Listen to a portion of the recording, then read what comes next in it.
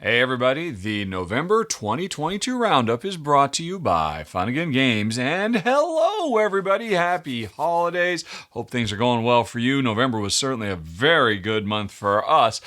This is probably one of the biggest roundups ever because for the first time we've got almost everybody talking about the games they played, including Amy and Maggie making their first appearance in the monthly roundup, which I am extremely happy about, especially because, well, I don't want to spoil it, but let me just say it's worth, in my opinion, sticking to the very, very end of this particular video because got a little something special in store for you once we get past the credits and all of that. But anyway, folks, in case you're new here, here's what's about to happen. Myself and the contributors to the channel are going to do a countdown of the games that we played in the month of November. Each of us is going to come up with our favorite game of the month, and it's going to be a good old time. We're going to start with Amy and Maggie, and then I think Shea, and then Ruel, and then Kimberly, and then we'll get to all the games Jen and I played. So, it's pretty simple. Sit back, get comfortable, or you can always listen to this at podcast.rahdo.com in case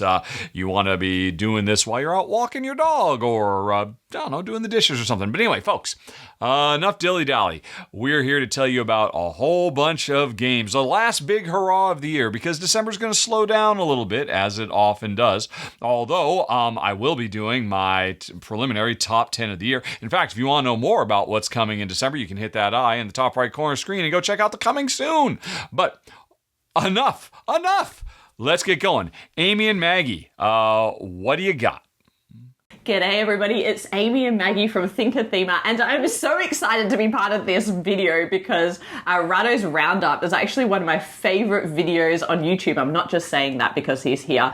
I'm saying that because before we even started Thinkathema, it was the video I always made sure to watch as soon as it dropped, and I was always in the comment section and trying to guess what Rahdo's top three games would be, and now here we are. Yeah, here we are. There you go. So we've got two games to talk about, two games that we did run-throughs for. And interestingly, we've actually got, in terms of ranking them, we actually are not seeing eye to eye on this one. We're disagreeing a little bit on this one. Well, we have different preferences. We're different kind of type players, so that makes sense. But we'll just talk about the two games. The first one that we covered was Fit to Print, which is this really cute, fun, and sometimes quite tense little game where we are trying to create the front page of our newspaper. And the way we're going to do that is, well, at least the run-through we did was for the real-time mode. We've got all these different pieces, face-down tiles that represent, some of them are going to be photographs, some of them are going to be advertisements, some of them are articles, and so we're going to be bringing those over to our desk, flipping them over, and then keeping them and piling them onto our 3D desk, which makes it very difficult to see spatially. Are we getting enough? Are we getting not enough? Also, there's going to be some restrictions in terms of the adjacencies of those tiles, and it also plays into two kind of mini stages that you have to gauge. So as we have the timer going for usually 4 minutes, but you can kind of change that if you want it to be easier or more difficult. Yeah, and that's my favorite part, is that it's up to the player at what point they stop collecting tiles and then decide to start laying them out in front of them on the newspaper. And so at any point during the 4 minutes, you have to decide, do I have enough time left to lay out those tiles? And you yell layout, and then you tip all the tiles off your 3D desk and start frantically trying to place them. I really enjoy that because, as you would have seen in the run through, sometimes you can leave yourself not enough time to deal with the puzzle. So to go layout, and it's at that moment that you realize you've messed up. And I've well overcommitted or undercommitted. Yeah. One of my other favorite elements is advertising. If you don't have the most advertising, if you've got the least amount of advertising dollars at the end of the game in a multiplayer game, you are eliminated. And so it's this ongoing thing of, well, have I put enough ads in my paper to keep up with everybody else and what everyone else is doing? So I really enjoy that element. The other run through that we did that hasn't launched yet on the channel, but will be dropping any day now, I believe, is Wingspan Asia. And this was a huge release, of course, from Stonemaier Games. This game is a slight twist on the original Wingspan game that allows an extra element of puzzle for a 2-player game. So this is a 2-player only expansion. The duet mode. Yes. And what it brings is this new puzzle that sits in between the 2 players. And so as usual in Wingspan, you're playing out these birds into different habitats. But then every time you do, you get to add a token to this board according to one of the conditions of that bird. So it might be whatever you fed them at the time. It will be whether the beak is looking left or right in the image. Size of the nest. Yeah, the wingspan. The nest type. Yeah. And you're adding these tokens, and now each of the end round goals or objectives are based on this puzzle and solely on this puzzle. And that means that there's this new tension that's introduced where it's like, do I want to play the card that's actually better for my engine building, or do I want to play the card that's going to help me win that end of round objective? So it's just an interesting new puzzle. The expansion itself, of course, you can just get it for the new cards to add to your Wingspan experience, or it also introduces flock mode, which allows more players to play around 6 the to table. 7, so expand it to 6 to 7. And also it's a standalone, so it's like it's also a standalone 2-player and game. That's my favorite way to play Wingspan at 2 players, even the original. And that brings us to our rankings. Yes. So you go first. For me, Fit to Print would be 2 and Wingspan would be 1. Reason for that is, Fit to Print is lots of fun. It's so clever what they've managed to do with, with that kind of real time and that sort of fitting tile shapes into a finite space. However, once I've played a few times, I'm like, okay, good. Like that's, I've sort of satisfied that fun itch, and now I'm ready for something more complex and layered, and like that's going to take a bit more thinkiness. And Wingspan, come on, like there's a lot more to that in terms of like there's a lot more. There's all the beautiful cards, all of the things that you can explore. Obviously, it has a solo mode as well. So Wingspan would be my number 1. And for me, it's the complete opposite. I do actually really enjoy Wingspan Asia. It does bring in more interesting puzzle elements to the 2-player experience, which is my favorite experience of Wingspan. But even at 2 players, it's still a little bit multiplayer solitaire for me. And I do love a fun game. And I feel like Peter McPherson and Flat Out Games have done it again with Fit to Print. I would not be surprised if this is in my top games of next year when it actually comes out, because it's just a real go-to game for that fun experience. It's easy to teach, and it's just hilarious. And I love a bit of hilarity, but there's still a lot of skill in it, as you would have seen in the run through. I did a terrible job of it, but it's just really great. I really enjoy the push your luck cards in Wingspan, they're pretty fun. Those predators are great. Where you're kind of going, oh come on, am I going to do it? I'm going to do it, and then like in the person around you like is going, yeah, you should do it. Go on. Or you're playing multiplayer. It's like, yeah, go for it. Do it. Yeah, it does bring in some great things into Wingspan, but I stick by my choice. Okay. It's a slight edging for me of Fit to Print. So that's our roundup of the 2 games we've played this month, and we hope you enjoyed it and look forward to seeing what the rest of the contributors put on their list. Bye for now. Bye. Hey folks, so I played 4 games for Rahdo this month, and I've been pretty busy on my own channel, but I'll talk about it at the end. For now, let's get started with my top 4 games. For number 4, we've got Runar. This is a skirmish battler game set in Norse, like mythological Viking times, I guess you'd call them, and you've got squads of heroes battling it out while also trying to build statues and collect crystals. And what I thought was really interesting about this game is that it had a very interesting resource management style of combat. There's no dice chucking. It's all strategic based on the cards that you draw, which activate specific heroes, but also give you certain resources, which you can spend for different actions. On top of that, I thought that the game had a really robust variety of play, because there are tons of different scenarios that are going to be available. I only got to play one of them, but I saw what they were planning on, and there's a lot of different things. And the scenarios sort of fit together to make a kind of campaign. And between campaigns, your heroes will level up and get stronger, you'll get items, all kinds of things will be changing. So this definitely is a game that has a lot of replay value. Now, I personally felt that the game went on a little longer than it should at 2 players, which is what I would want to play it at. Hopefully, I think that will be adjusted, or it definitely can be adjusted. So hopefully they'll look into that. But that's the only thing that was bringing me down. That's why it's my number 4. But otherwise, I think it's a really strong skirmisher. So if you like skirmishers, definitely check that out, because it has some really cool just differences that it's bringing to the genre, on top of being kind of gorgeous. Like, it has really quirky artwork, but I really, really love it. So that's my number 4, Runar.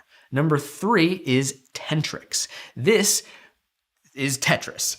Yeah, okay, it's a board game, but it is effectively Tetris, and I think it was a really strong implementation of the Tetris gameplay to a board game setting. I got to play this with Paula Deming, and we had a blast playing it. If you haven't watched that video, absolutely check it out. We had a ton of fun, and we played through it. But what I loved about this is, especially as a 2-player game, this is a Tetris battler. It's Tetris, but you can also mess with your opponent because they add these extra tokens that allow you to either benefit yourself or change some things around, or potentially really mess with your opponents. Now, at a 2-player game, I think it's quick, it's a nice head-to-head match, and you don't feel bad for doing those take-that elements to it. At a 4-player game, it's frankly a lot more strategic because you really have to decide who to spend your negative tokens on.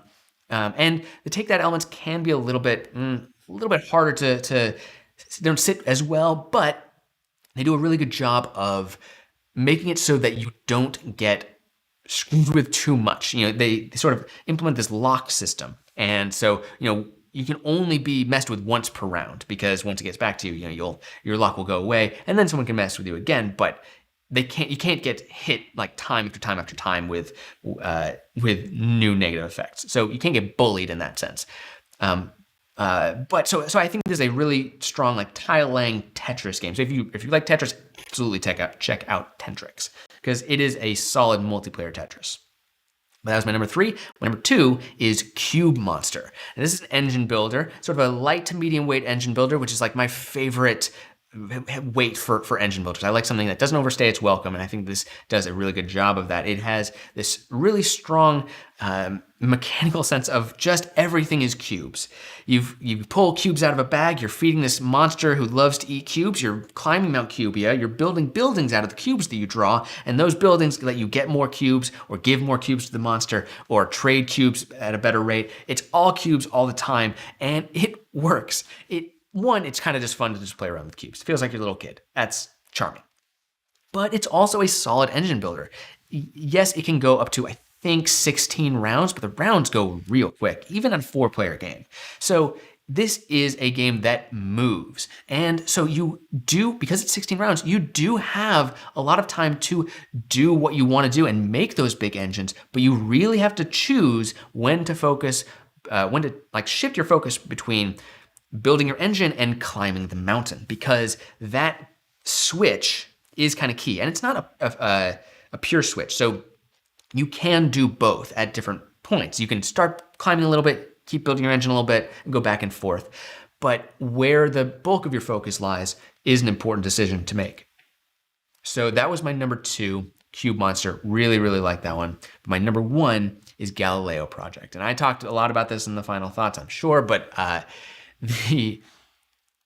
this is a sequel to one of my favorite engine builders of all time, which is Ganymede. Ganymede is a very light engine builder, all about combos, building up really fast combos. And while Galileo Project shares a good amount of DNA, not only in the visuals, which are just top-notch, but in terms of that combo building, what it gains though, because it focuses a little bit less on the combos, but it gains a really rich strategic depth to it. It keeps the simplicity though, which I think is really important, which is on your turn, you can do 3 things. You can hire a person, you can build a robot, or you can research a technology. People are either quick boosts of resources, or they are endgame scoring cards, depending on certain things. The robots help you bump up the 4 different tracks that you're going up. And their technologies are a mix of ongoing boosts or a quick benefit or something like that. But what I really like about this, I think a game, something that I don't see games do a lot, is the bumping up of the tracks. It changes as you play, in the sense that just because you moved up one doesn't mean you'll always be there. You can manipulate different tracks. So you can go down on one and up on another by moving a robot from one moon to another moon. And that it's a simple thing, but it opens up this design space that I really like, and it allows you to make these chains of moves where, like, because sometimes when you bump up tracks, you will get bonuses for doing so. So when you go back down, it allows you to get those bonuses again.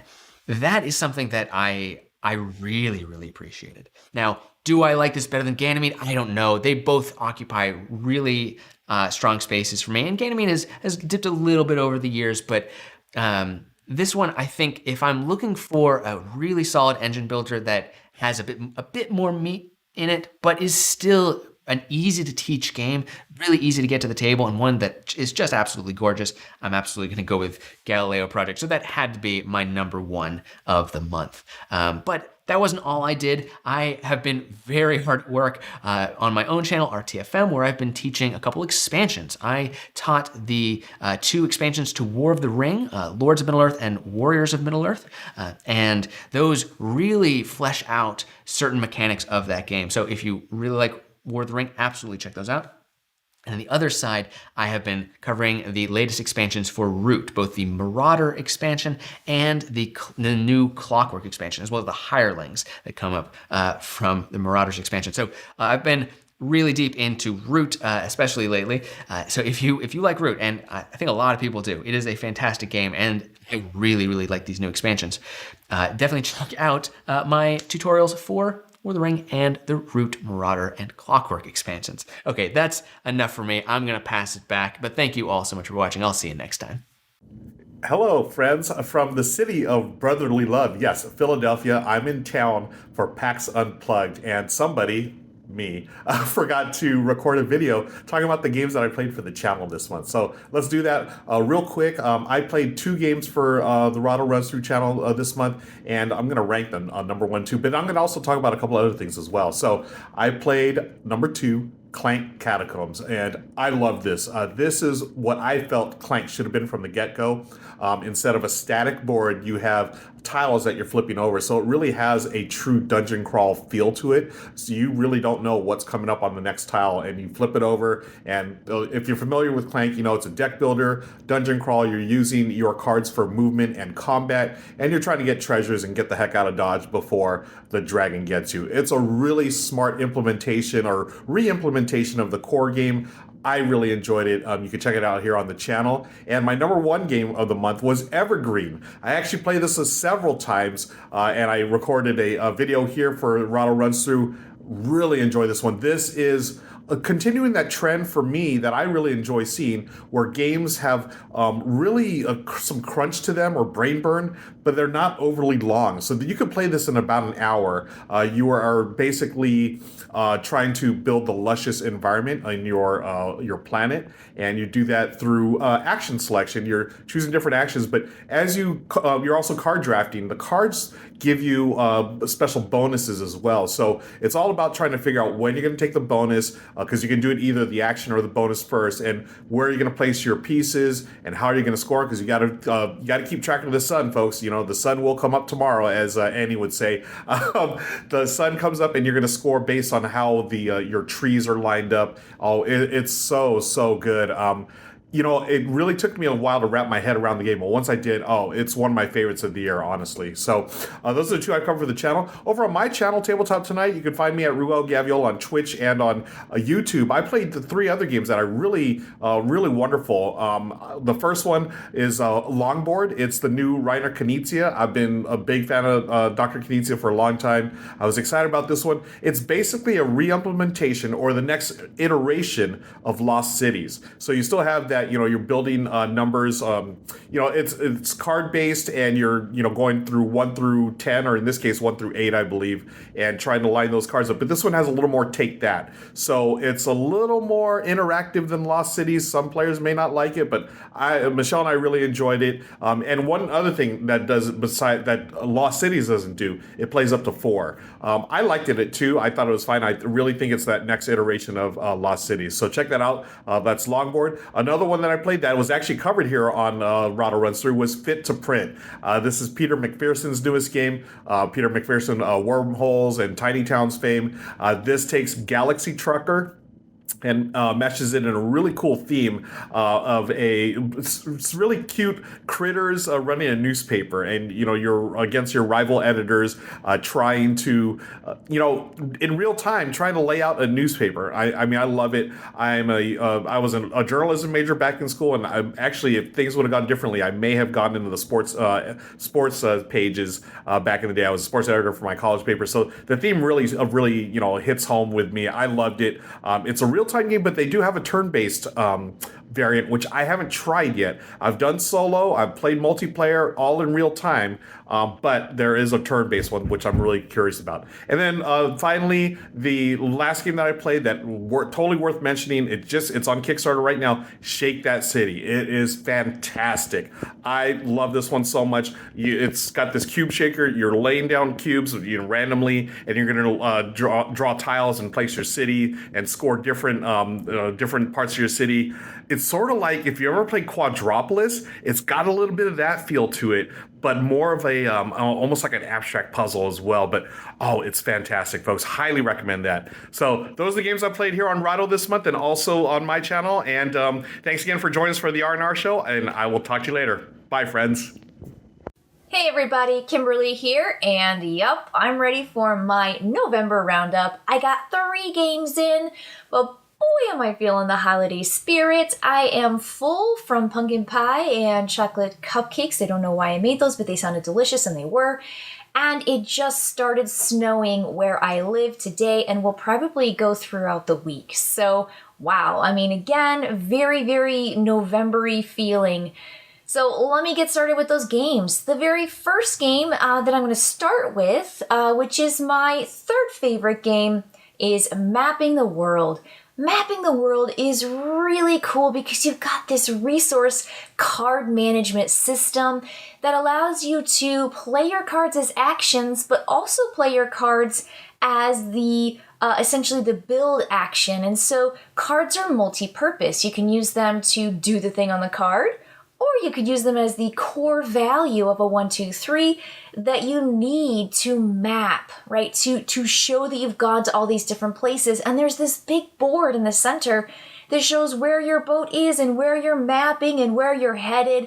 The other cool thing about the game is that there's this great exploration feature where players get to flip over cards and have little mini adventures. And it's just the right amount of fun storytelling with player option. And every time you go somewhere, it's good. It gives you some kind of bonus for getting there first. So it's just cool. It plays well. You have your own development board where you are upgrading cool tech on all these different things that allow your card hand to, your hand limit to grow, to allow you to earn more victory points for doing basic actions, and to just kind of bank off of other players and their movement on the board. Now, this game scales really well, and so fewer players, more players, it's going to be really fun. Maybe just have a different dynamic. So Mapping the World is where I'm going to start.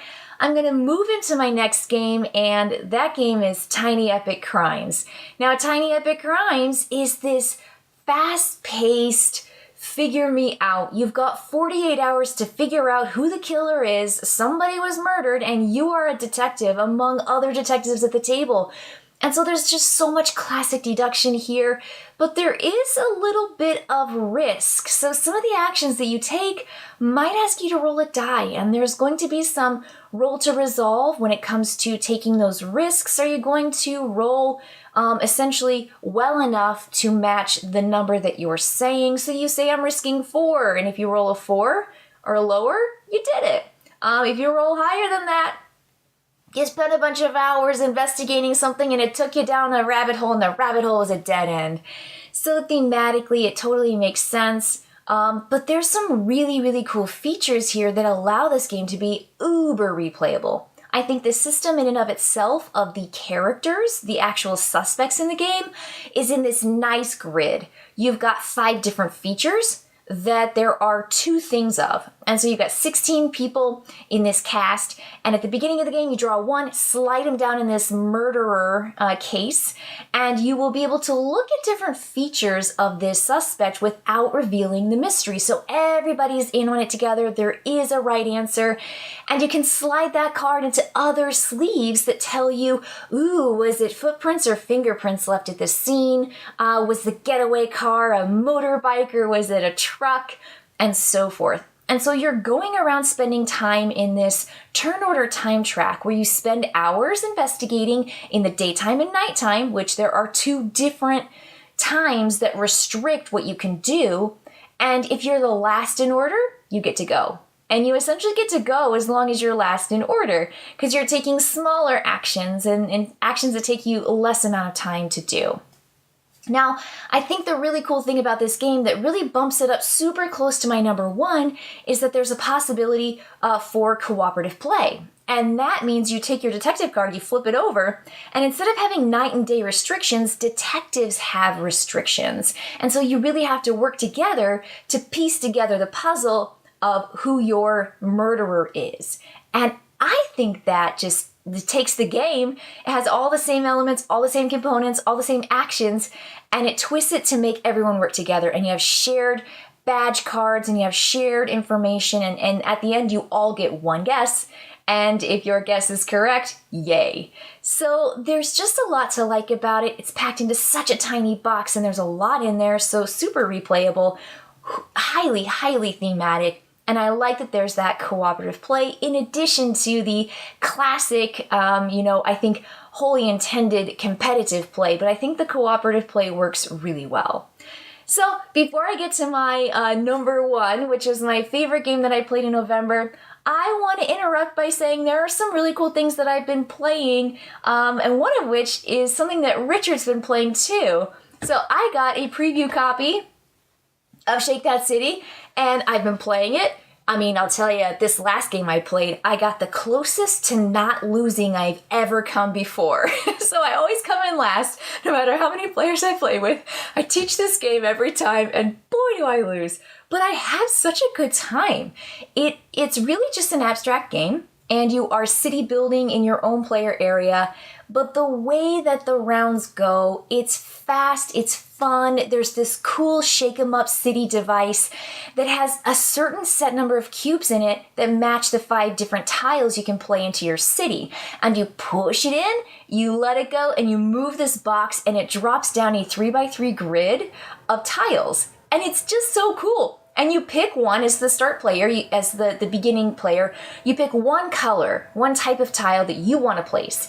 And you put those tiles matching the same configuration into your area. And then everyone else at the table can pick any other color. They can pick the same color as each other, but they just can't pick what I pick. And so there's this really cool restriction, and you just want to play out all these cubes, you want to play all your tiles out, but things start getting packed and a little bit more tight and a little bit more And so you can score in all 5 different ways of the tiles. You can score on your board, getting columns and rows of certain required things. And I don't know, I love it. I also like that there are these expansions that are kind of built into it. There's this construction variant, there's a solo variant, and so I like it. I like Shake That City so much. It's super abstract, but super fun. And then the other thing that my husband and I really get into during the holiday season when we have breaks from teaching, we just have more time. We have an hour to 2 hours to just sit down and hang out in an evening or on the weekend, and we get into the puzzles, the locked rooms, the exits. And so I don't even know if it'll fit in the frame, but I have this ready to open up. You can tell it's still shrinked, but it's my advent calendar. So I'm going to get this going in December, and I'm so thrilled. We just finished the exit Lord of the Rings Shadow over Middle-earth exit and had a really, really good time. We figured out all the puzzles without having to look up the clues, and that to me is, it's a level 2. So it's that's our gauge. If we could do a level 2 and not have any help, then we're hey, we're 2 out of 5 stars kind of people. So we have fun with the exits, and then we also have done 2 of the suspects in the Claire Harper Takes the Stage series, and I've been really enjoying that. It takes us about an hour and a half to get through those particular puzzles, and you get a map of a location that you can go to, all these different rooms. There's a murdered body, and you have cards that let you interview people and get, juicy gossip and details, but they are also rooms to look at for clues. And I don't know, it's really fun. It's a card-based game, and the amount of cards you take are the points you have until you have to guess and get full points for who's the murderer, why did they do it, what do they have on them, on all these questions. So I've been having so much fun with just locked rooms and murder mysteries and exit things, and I look forward to my advent calendar for the month of December. So yay! Okay, so that aside, now to my number one. This was my favorite game that I did a run through for in November, Starship Captains. I liked it. I liked the theme. I had fun playing it. I think there are just tons of possibilities that Richard and I talked about in my final thoughts, where, add special characters, add other things that can happen, like events, start doing other things that can, supplement the game and make it maybe a little bit more gamery than entry level, but as a basic entry level 1 hour strategy game with this worker management system, I loved it. I thought it was smart. I thought it was fun. I mean, some of the stuff matters and some doesn't, but it's really just about moving your figures around and going on these away missions and getting really cool stuff, making alliances with factions that are going to give you super cool bonuses and victory point rewards. But I just thought it was fun. I left every game I left, and the solo variant for that game really surprised me with how much it focuses on the active player, but gives the active player just the right amount of tension and conflict to make it feel like a game, to make it feel like it's not just a gimme, it's not just a, hand me the victory. So I liked it every way I played it, and I can't wait to play it again and hopefully see some of those really cool ideas come to fruition with the bonuses and the really cool stuff that they could do with Starship Captains. But as a just a fun homage to Star Trek, I mean, loads of humor, loads of personality and character, and I just love the figures. I love the idea and the concept of, training them and making the commanders, and just I don't know, it just feels like it. And there's a cool little tech board that you get to upgrade, and you're constantly getting rid of damage. I mean, there's so much. Just go check out my final thoughts about that with Richard, because we talked about it a lot. I think both of us are huge fans, and just really great things to say about Starship Captains. So that is it for me. That's my November roundup. Thank you for staying tuned and checking out not just my list of games I did run-throughs for, but some other really, really cool stuff that I'm into in November and hopefully coming up in December. All right, I'll see you next time. Back to you. And thank you, Shea and Kimberly and Ruel and Amy and Maggie. Those are some very, very great games. So, folks, now for the moment you may or may not have been waiting for, I'm going to tell you about the 12 games Jen and I played over the month of November, counting them down to our new game of the month. And there was some very, very cool stuff here. And I know 12 isn't as much as we normally do, but November was a busy, busy month with Thanksgiving and Jen doing all of her orders for GamerGlass.art. December, I think, is going to be a very, very big month. I'm going to be blitzing a lot of games in time for my top 10 preliminary game of the year list that I do every year on Christmas Day. So you can look forward to that in the future. If you don't want to miss it, by all means, subscribe. There's a link down below if you don't want to miss stuff. But in the meantime, folks, I have waffled long enough. Let's get going, starting with number 12 on the list, Helionox Chronicles.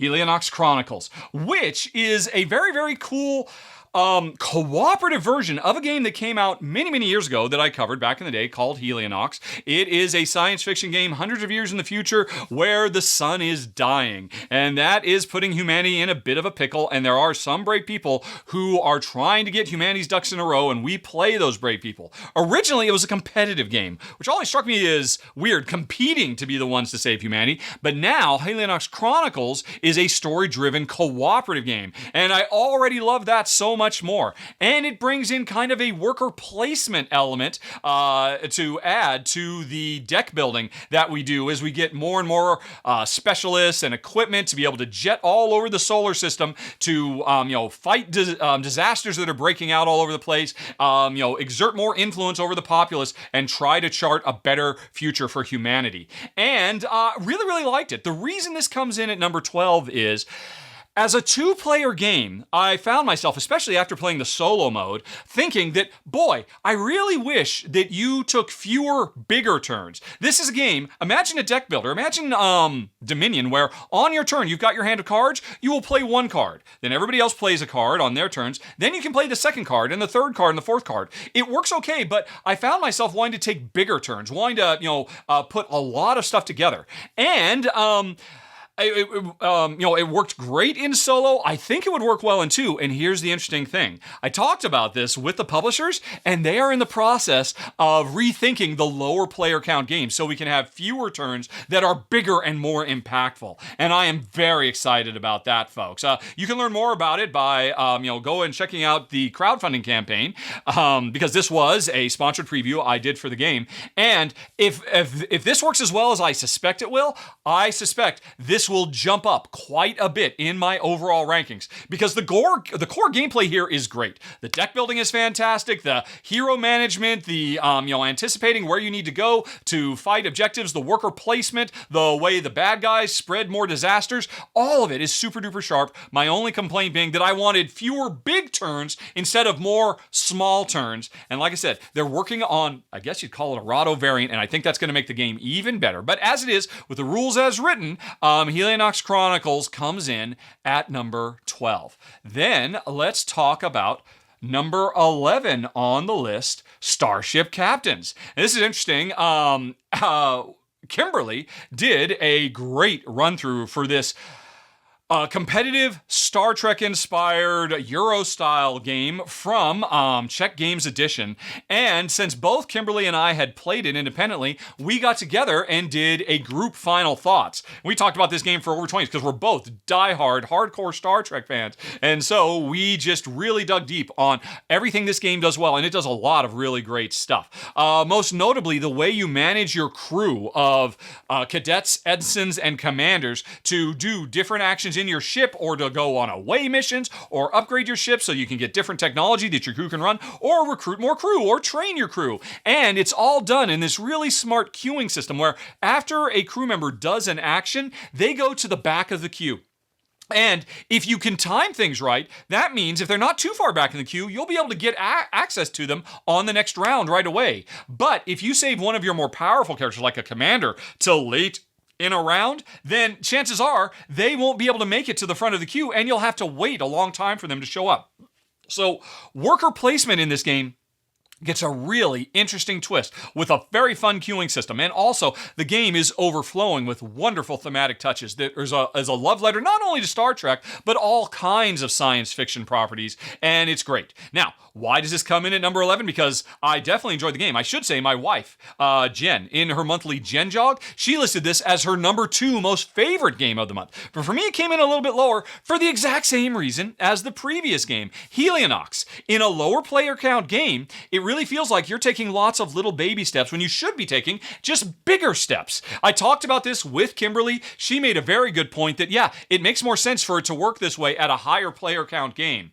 And I completely agree. I would love to play this as a higher player count game. But if I were to play this anymore as a 2-player game, I think I might want to switch things around, maybe come up with a variant, kind of like what they're doing with Helionox Chronicles, so you have fewer turns, but they're big, explosive, impactful turns, instead of lots of little baby step turns that lead up to a big turn. concerned. That makes total sense at a higher player count game because with more players, the board is going to be much more dynamically changing all the time, so you've got more to respond to. But as a 2-player game, hey, I'm usually on one side of the galaxy, you're on the other side of the galaxy, and I'm just waiting for you to take your baby steps so I can do my baby steps so you can do your baby steps. And it just feels like the game would just zip along quicker. So, great production, really cool mechanisms, wonderful thematic touches, and a great sense of humor too, I should say. And again, at a higher player count game, I would rate this much higher.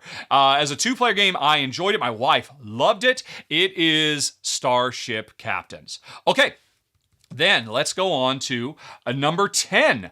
Combi-Nations. Now, I've only gotten a chance to play this solo, and this is from Conrad Musil, the same designer of Habitats, which is, as far as I'm concerned, one of the greatest tile-laying games of all time. And tile-laying is just about my favorite board game mechanism of all time. So, a new tile layer coming from him definitely caught my attention. And I did a solo run-through of it for members and Patreon backers of the show, my monthly Rahdo Recluse, where, exclusive for members and patrons. And I really enjoyed it quite a bit. Very fast game. This is basically a filler length game, at least as a solo. I got the game done on my first play of it in 20 minutes. And it was very, very satisfying. It's really a fairly straightforward draft as you are moving around, rondel style. Hey, I can take the next tile clockwise or counterclockwise if I change things up or put them on the board. You've seen this kind of thing in Patchwork and others. But then placing them on the board has a lot of really fun, interesting decisions to make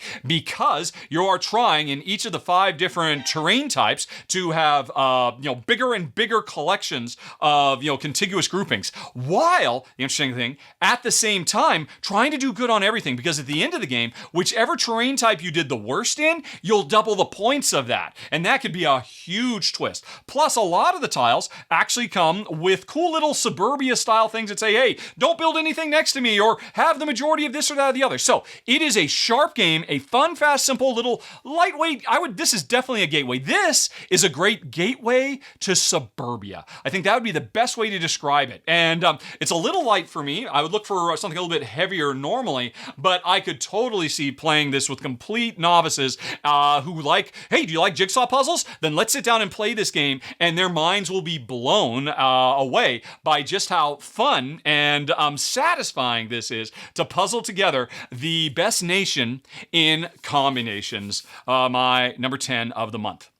And now let's move on to number 9 on the list, Pest. Now, I did a sponsored run-through for this. It was another game that was doing crowdfunding. And this is a game set in a medieval era, unnamed country, where we are doctors. I like to think of them as first responders, traveling the countryside, trying to save as many people as possible from plague, also trying to rebuild the infrastructure of the kingdom because the whole place has been decimated, and also the people whose lives we actually save, we then make sure that they are gainfully employed and can rebuild their lives because of all the infrastructure we have built up for them. So I love the story this game tells. It is a celebration of people bravely sacrificing to save everyone else. I love that. And I also love the core gameplay system this has. This is a worker placement game where each player on their board has a little tic-tac-toe board. And you place one of your workers, and wherever you go on the little tic-tac-toe board, that means you're going to activate the action on the row and the column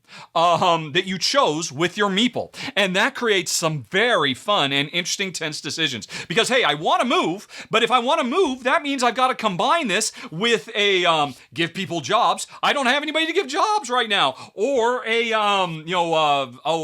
build stuff. And I don't have enough resources to build. So what am I going to do? Wait. Okay, so if I don't move right now, and if instead I do some research, I can combine the research with getting some money, and then that means I would have enough to be able to build. So you have some really interesting short and long-term planning, trying to figure out how this is going to work out, while also traveling around the countryside on this gigantic board. Folks, I cannot stress just how big this board is. And the player boards are huge too. So that's something to definitely want to know about going in. You might need a bigger table to play this, but the gameplay is really sharp. I love how every time you play, there are 6 objectives that are laid out that are going to be scored at midpoints throughout the game, so everybody knows long-term what your goals are, and the core puzzle of how to get NPCs to work to peak efficiency on that little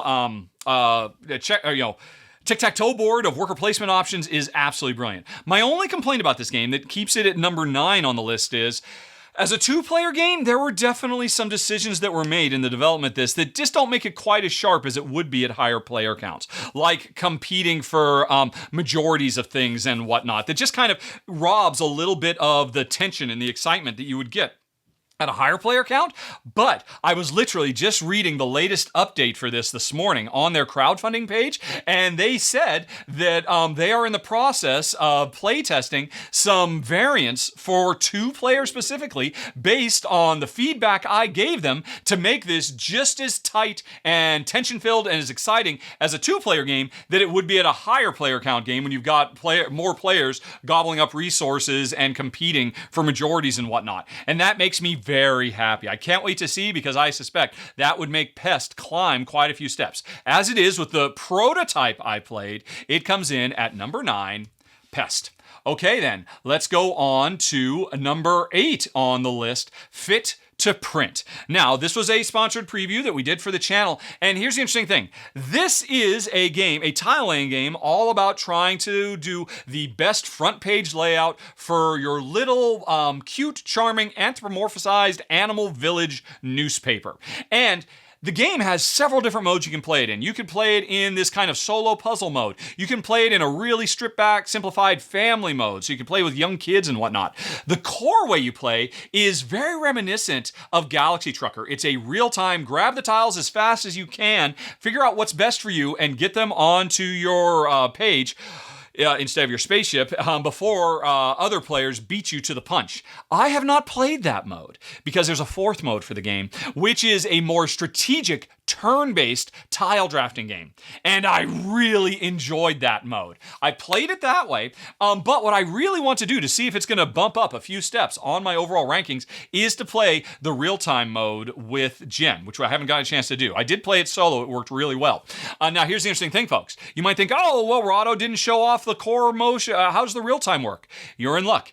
Amy and Maggie, they talked about this earlier in the episode. They covered the real time, and they really convinced me that this, I thought this was just going to be, I played Galaxy Trucker, I get it. What does Fit to Print do that I haven't already experienced? It does some very cool stuff that really changes up the core vibe. Makes it a radically different game than what I demonstrated, and I suspect if I get a chance to play the multiplayer real-time, that's really going to elevate this too. Again, the turn-based strategy mode is great. I really enjoyed it, as did Jen, and that mode comes in at number 8 on the list, Fit to Print. Okay, then, let's go on to number 7. This is Find the Source, which is another game that I'm doing a sponsored preview for. And now, this is one of those roll and writes that we've been seeing more and more on crowdfunding platforms, where if you go check it out, you can back at a very, very low cost, and provided the game funds, they will send you PDFs that you can print out to play and replay the game. You provide your own dice, you provide your own pen, you provide your own printer and your own paper and ink, and then you embark on a very, very cool solo or cooperative cyberpunk adventure game, where every turn, you roll 2 dice, and, or I should say, everybody rolls 2 dice if you're playing cooperatively, and everybody has to choose. Do you want the high value die, which means you'll get that many action points? If you rolled a 2 and a 5, hey, I want 5 action points. I want to use that to move from one side of the sea to the other and fight these guards and do some investigation and finish off by buying this item. And to be able to do all that, I would need 5 action points. Here's the problem. In addition to a health meter, you don't want to get knocked out in the future because that will instantly lose. You also have an energy meter. And every time at the beginning of your turn, you take the high value die, you also burn through your energy. And if you run out of energy, it's curtains. It's over. So you're generally incentivized to say, no, don't take that high 5. Take the low die. Take the 2. Now, that only gives you 2 action points. So you're not going to get as much done. But hey, you're not burning through your energy, And as a side benefit, because you didn't do as much, you can spend time training in one of 5 different skills. Hacking, getting re-rolls of dice, fighting the bad guys, getting more bonus action points every turn, or holding on to energy so you're not bleeding energy so fast so you can basically survive longer. And every turn, that is always a cool, fun choice. Do I give myself more actions to do, but I hurt myself? Or do I give myself less actions, don't hurt myself, and level myself up? And, that's just one place. There's actually several different ways that choose the high die or low die comes into the game. And it is always a fun, every turn you're like, oh, please, no! Oh, a 1 and a 2. Well, okay, that's a pretty easy one. But I'll take the 1 because I don't want to take damage for only getting 1 more action point. But if I have 2 action points this turn, I could actually take out these bad guys and escape without getting hurt. Otherwise, I'll have to wait a whole nother round to get there. Although, in the co-op game, it's really great. I enjoyed the cooperative game playing with Jen more than the solo game. The solo game works, but in the co-op game, we all have to coordinate our movements on our own pieces of paper because we have to do combined investigations to find where the source is, this rogue AI that we have to destroy. And so, I'm like, okay, I'm down in the hospital. I'm going to go on ahead and, spend some of my energy or some of my action points to get some health, but then I'm going to give that health to you because you can't possibly beat those 2 teams of agents that are on your back up there at the casino. So here, take this health that I got. Now you can get away. We'll meet up over there. If we both do the investigation, we can hack that street and that will tell us the final place. So there's actually a lot of fun collusion between 2 players as you're trying to coordinate your movements around. It's also a great game to play solo. And the game actually comes with several different ways you can increase the difficulty level too to really ramp up the challenge of trying to investigate all these locations so you can hack all these locations so you can find the source and defeat it while fighting off waves of bad guys, unlocking all kinds of cool skills and items. And as I understand it, my prototype sheet of paper was just one of several different maps with different buildings and items that you'll be able to use to mix and match as you play the game more. Was really impressed by this, especially as a solo game. Although or as a co-op game, the solo game is a lot of fun as well, and that comes in at number 7 on the list this month. Find the source. Okay, then let's go on to number 6, Village Rails, which is a sequel to another great card drafting and tile laying game, Village Green. This is actually like a sequel done by different designers, as I recall, but using the same core idea of when you are grabbing cards, in this case rail line cards, and putting them over time in a little 4x3 grid that represents your little quaint English countryside county where you're trying to complete, 1, 2, 3, 4, 5, 6, 7 different rail lines over the course of the game, trying to get the different icons on the different rails, trying to hit different objectives, like different types of terrain, all kinds of stuff. So, in addition to the cards that you're putting in the 4x3 grid that represent the rail lines, you're also putting different cards on the outskirts of the rails. And these ones give you different objectives. If you take a card, a passenger card or a journey card, I believe it's called, and put it on a given rail, that suddenly gives you an extra objective. Hey, not only am I trying to get more signals on that or more matching barns, whatever it might be, but now I've got this additional objective I've got to do. And the more you put these cards on the outskirts, the more puzzly it gets, but the more points you can potentially score if you can complete the objectives that you gave yourself. And so if you find yourself like, oh, I'm too overloaded, I can't possibly get it all done, you have no one to blame but yourself for this game. And that was brilliant in Village Green. It's equally brilliant here in Village Rails. And Jen and I really enjoyed this one quite a bit. I think I prefer Village Green more, in large part because I just prefer the idea of making beautiful gardens rather than really smartly laid out train tracks. But if you're looking for a fun, puzzly, fast-playing card drafting and tile laying game that also borrows the card draft from, what was it called? Small World, or Century Spice Road, well, this game has a lot to recommend, and it comes in at number 6 on the list.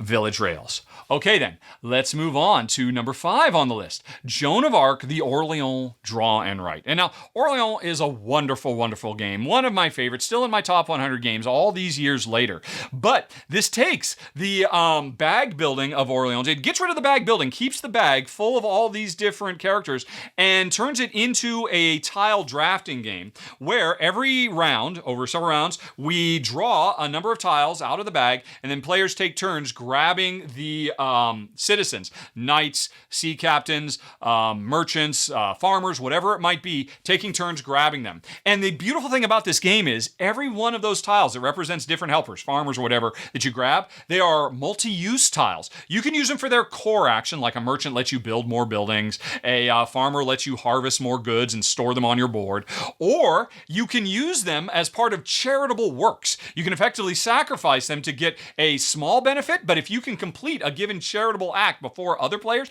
you can get a huge payday. And that becomes one of the big points of contention. If multiple players are trying to complete the same charitable work at the same time, well, only one player is going to make it. And so this game is a roll and write that is full of races. Most roll and writes, you often find that, well, I'm just doing my thing, you're doing your thing, never the twain shall meet. But in this game, there are races everywhere on the player sheets. And players are constantly, oh, I finished that row, now you can't finish it. Oh, I finished that charitable act, now you can't finish it. So you're constantly paying attention to, I don't want to start working on a thing that I can't finish. So it's much more interactive, indirect interaction, but I mean, you're really involved in the other player's turn in Joan of Arc. I mentioned they're multi-use. So you can use them for the charitable action, you can use them for their main action, or if you build buildings, you can activate buildings and get cool bonuses as well if you've invested in that.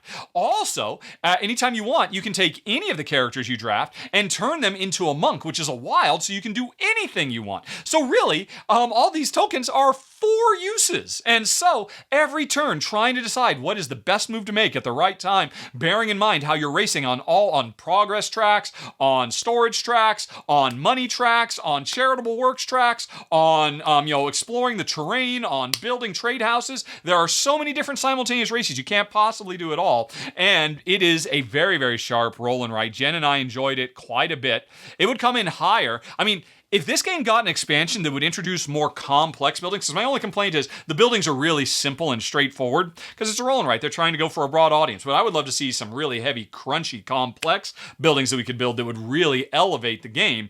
I could see this replacing Orleans for me, because I really enjoyed it, as did my wife, Jen. That was number 5, Joan of Arc, Draw and Write. Then we go on to number 4, Aelderman, which I did a sponsored preview for. It's a crowdfunding right now, and boy, I loved this game. This game came in very, very high for me. And interestingly, it came in kind of low for Jen.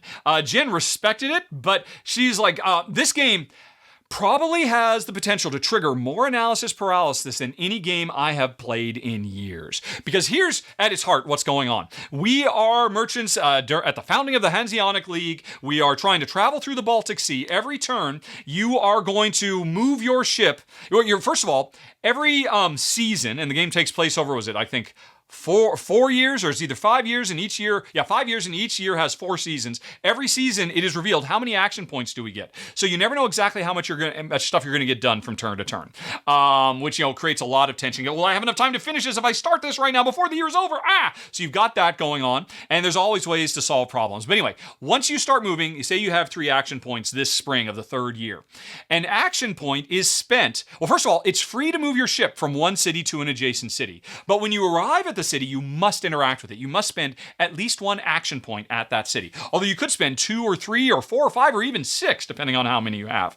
And all the cities are randomly generated with different combinations of actions you can do there. Harvesting goods, converting goods into other goods, buying things, selling things, doing special world-changing stuff, all kinds of interesting things.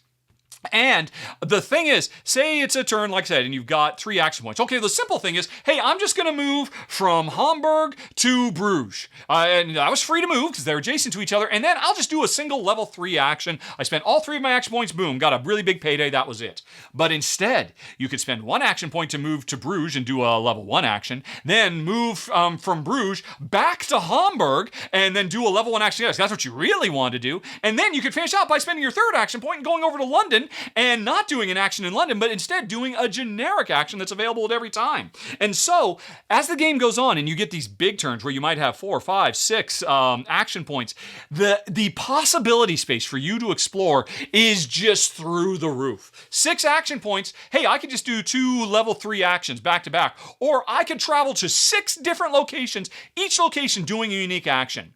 And considering how many locations there are and how they're all randomly generated, that means when you're thinking about, my upcoming turn, I'm gonna have 6 actions, even if you might have a lot of time to think about it, it's still gonna be tough, especially because the cities can change based on what players do. Suddenly, I thought I was gonna go to Danzig, and Danzig doesn't give me the spurs anymore. Oh, now what am I gonna do? My whole plan? It's really great. And I've only described half the game. In your home city of Lübeck, there's also this whole other game where we're buying land in Lübeck and building buildings that will give us all kinds of special powers and income, but only if we're willing to pay for the income at the beginning of every year. And that's an area control element. There's area control elements all over the board. There's tons of ways to score points. And if all that weren't enough, on each player's board, there's this really cool goods wheel. Because, hey, you know what? This year, Danzig is producing lumber and fish. And I don't need lumber and fish, but I could go to Danzig, but if I wait till next year, I know the goods wheel is going to turn, and then they're producing stone. And I need a lot of stone to build the building I want to build back in Lübeck. So I could go there now, but I can't get the stone. So I should really wait until next season. But if I wait till next season, will I have enough action points to get to Danzig, get the stone, and make it back to Lübeck to build the building I'm trying to build before you build the building and take the majority of the the St. Christian portion of town? It's just, I cannot stress. This game is brilliant. It's got so much going on, but it is, the core gameplay is super simple and clean and elegant. But it's rare I've seen a game this deep and crunchy. It goes super deep. So for me, it comes in at number 4 of the month. I really, really enjoyed. And if Jen hadn't really struggled with this so much, I'd probably rank it even higher. But I'm knocking it down for her because she's a bit analysis paralysis prone. Number 4 of the month, Aelderman. Phew. Okay, then let's go on to number 3, Copan Dying City, which was another game I did a sponsored gameplay preview for because it's fundraising right now. I think its fundraising campaign is actually ended at this point, which is too bad in case you missed it because, boy, this is a very, very cool worker placement game. And for me, for me to say it's a cool worker placement game, I really need to see something new. I've seen so many hundreds of worker placement games. It feels like you've done it all, but this game has this very, very cool idea. It actually has a few cool ideas. Let's talk about the worker placement first. When you send your worker, you have one worker, to the ball court or the temple or the artisans or wherever, or the embassy, travel the world, you activate the first place. You got to pay to get your worker onto that activation spot and do whatever action it is, whether it's currying favor with the nobles of Copan or with the priests of Copan or building embassies or whatever it might be, whichever zone you go to, you got to pay to get in there. And then you do the action. Now, your next time it comes around, if you keep your worker there, you can activate that action a second time, and now it's free. You don't have to pay to get in because you're already in. And then on your next turn, if you stay there for a third time, you will get to activate a double powerful version of that action. So once you've gone to a given zone, you're not just doing that for one. You ideally, to be peak efficient, you want to say, hey, my next 3 turns are going to be hanging out at the ball court or traveling the highways and byways. And before I go there, I better have enough resources to be able to get a full functioning 3 turns out of that zone. And that is brilliant. I've never seen anything quite like that. This game also features worker bumping, where if I'm in a spot and somebody else goes there, they bump me up, which means I'm going to get kicked out that much faster, which could be a good thing because, hey, I just want to get to the high level action quicker, or it could be a bad thing because, no, I want to stay here for 3 turns. Now I can only stay here for 2 turns because you bumped me. So there's some cool player interaction, although it doesn't really happen very much at a low player count. Kind of unfortunate. But in spite of that, I still love this worker placement. But the other thing I love about this game is This is a Euro where you're doing a lot of the same kind of stuff you normally do. Hey, I've got recipes to fulfill by getting the right resources and converting them into actions, which convert into points, all the stuff you would expect. But the thing is, the beginning of this game is when the Inca civilization is at its height. And over the course of the game, it's called Copan Dying City because, over successive generations, the Mayan civilization is disappearing. This city is closing down. And at the beginning of the game, therefore, there are resources aplenty. The world is yours. You can get anything you want done. You're constantly drowning in resources. In fact, it's a problem because you have limited storage space unless you invest in more storage. But as the game goes on and the city dies, and resources get tighter and tighter, and there are fewer opportunities to do what you need to get done, it really ratchets up the tension. It literally most Euros work the other way. You start out, you can't really do much, and over the course of the game, you get more and more powerful, and you can do really big things by the end of the game. Think Le Havre. Think Agricola. Most Euro worker placement games work this way, but this one flips it on head. You start out incredibly powerful, and you get progressively weaker and weaker. And I found that to be so compelling because you have to make these plans knowing that it's just going to get harder and harder to get stuff done for very strong thematic reasons. Also, speaking of theme, I love that the publisher actually went the extra mile and worked with cultural consultants, from the civilizations that are represented here to really add an air of authenticity and to kind of give back to the people that they are representing here. And I loved that as well. I doff my cap to the publisher for that. The gameplay is fantastic. It's a really fresh and interesting, really turns Euro tropes on their head. And that's why Copan Dying City comes in at number 3. But we're still not done yet, folks. Let's talk about number 2, Discordia. Now, this is from designer Bernd Eisenstein and publisher Iron Games, which is the developer of one of my top 10 games of all time, Peloponnese, and a bunch of other games besides. Whenever Bernd does a new game, it's always something fresh and new and interesting. And what this game does, at its heart, this is a dice drafting game. We are in ancient Rome trying to, build up ports and farms and barracks and commercial centers. I think those are the 4 different types of tiles you could grab to build up your I believe we're in the Germanic region of Rome, building up your village, or your city. And you do that every turn. There's going to be dice rolled based on the number of players, and the lead player gets to grab 1 die, and then all other players get to choose from the remaining dice. But here's the thing. Whenever you grab that die, based on what value it is, based on what color it is, gives you access to so many different things. The number puts it in a given column, and whatever column it is, like the number 4, hey, if I look at column number 4, I have 5 different actions I could choose from if I take a number 4 die. So that becomes a really interesting choice right there, because the board is randomly created every time, and it's updated all the time too. So I really want to get something in row number 3 or column number 3. That's where I'm going. But the 3s didn't come up. But as often with dice drafting games, you can change the dice to move them around and do whatever you need to do. But that's only half of it. That's what the number says. The number says, hey, what column worth of actions do I get to choose from this round? But the important thing is, as you build buildings, they've got die pips on them and colors. So if I want to do 4, I better hope that, hey, if it's a yellow 4, I better hope that at one point in the past, I have built a yellow farm with a 4 pip on it. Because if so, that means not only I get to do the core action I want, but I also get to take farmers that I'm responsible for and put them to work in the farms. And so there's this 1-2 decision. You care about the number, which gives you access to different actions. You care about the color and the number, which gives you access to the buildings you have already built and invested in, so you can put your populace to work. And so the push-pull there is delicious, because often the column I want did not get the color I want. So I don't have any blue buildings. Am I going to take that blue 4? Well, I still want to do that action, but should I take the red 2? Because that means I could get some more soldiers trained, because the Picts or the barbarians, they are coming, and I do need more defense. So you've got that kind of stuff going on. And I mentioned a big part of the game is picking the right dice so you can put people to work. This is what I love most about this game. most Euros, including several I've already talked about, your victory is determined by how good you did a job building up your own prestige. It's all about you. The more prestige you have, the more likely you are to win the game. That's not what we're trying to do in this game. In this game, we are just trying to build up the infrastructure of our city so that we can put people to work. The first player to put every single meeple they've got, and you've got a bunch of them, 10, 12, 14 meeples, maybe even more, once all of them have been put to work, game's over, you win.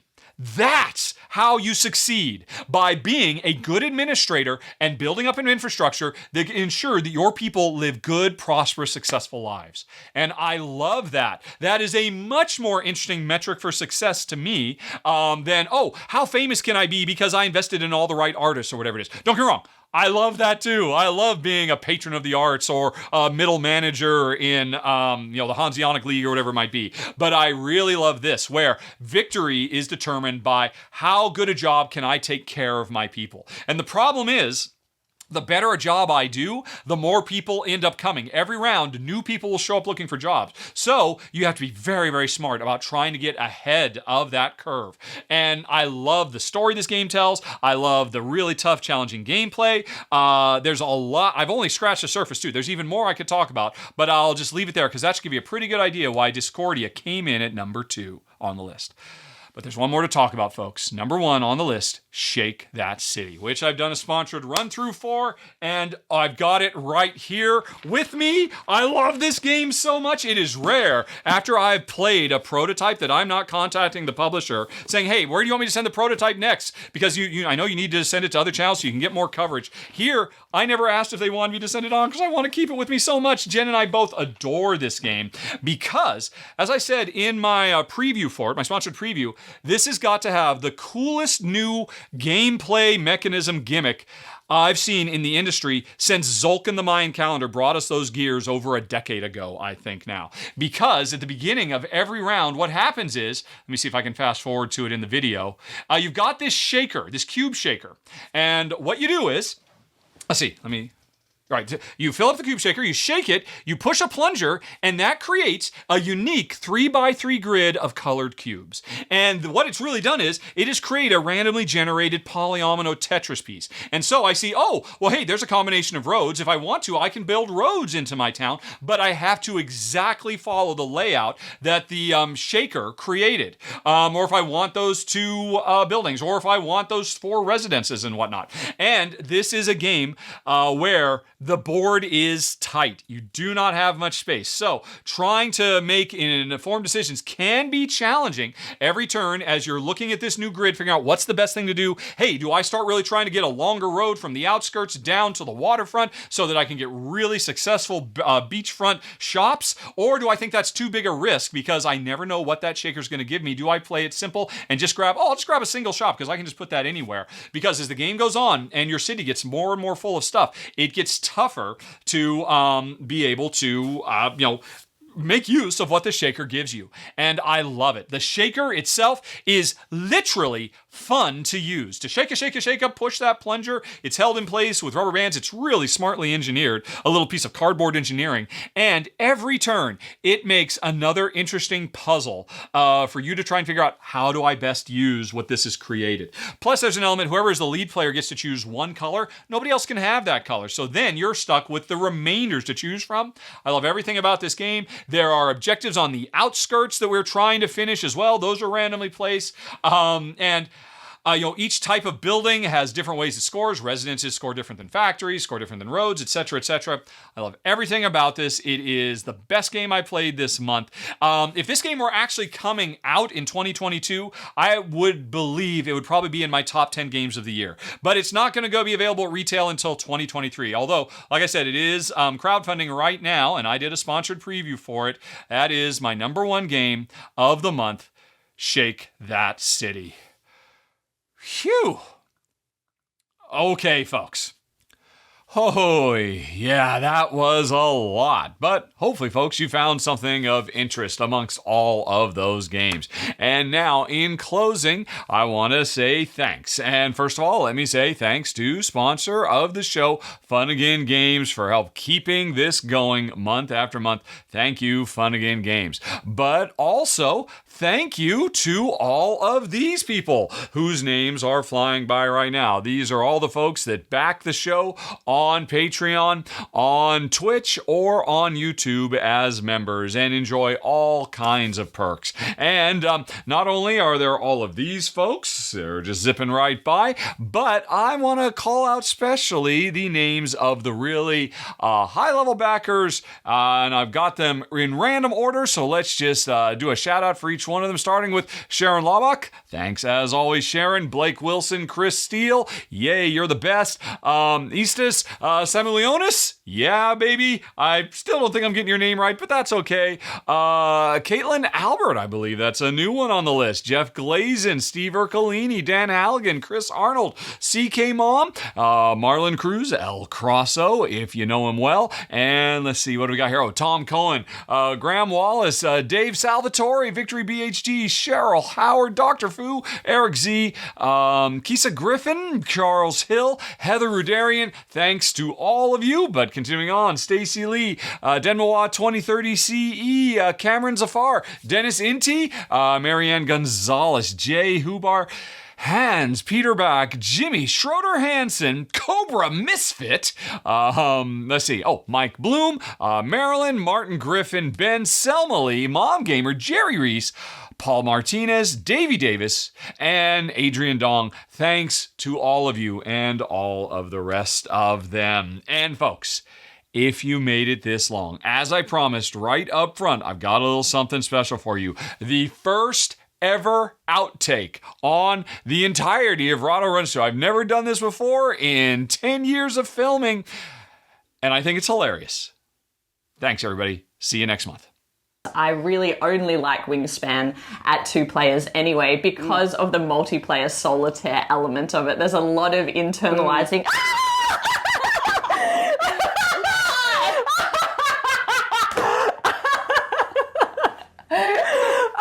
Why? It's like you were in the corner, just have an Australian attack. Oh my god, a moth attacked me. That's hilarious.